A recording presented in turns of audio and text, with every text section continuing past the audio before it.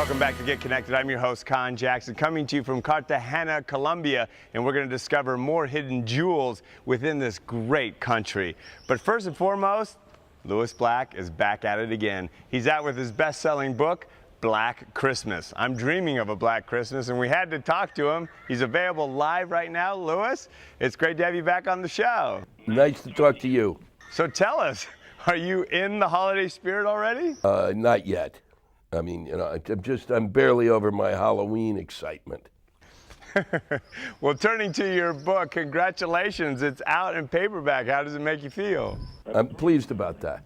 I think it's good. It makes for a nice little stocking stuffer. Well, I take it now people are all asking you about your childhood growing up. Yeah. I mean, it's pretty obvious that there must have been some effect. You know, I mean, when you're celebrating Hanukkah and everybody's celebrating Christmas, you realize you're on the short end of that stick. Well, Lewis, what's it like being a New York Times best-selling author? It almost has no effect on the environment whatsoever. It's nice.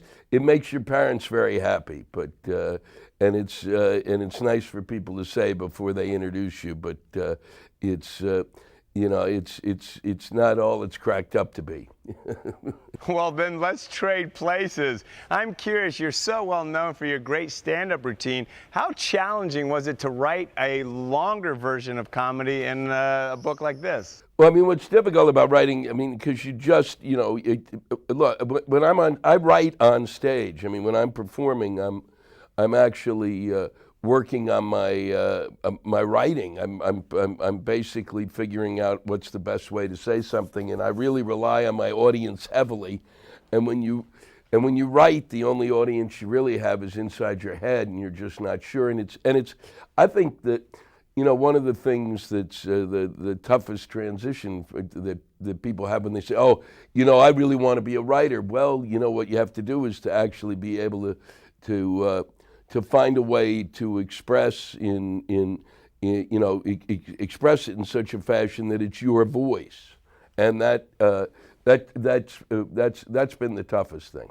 Well, Lewis, one thing's for sure, you definitely have your own voice. But let's talk about the creativity on the book cover. Tell us about this photo shoot.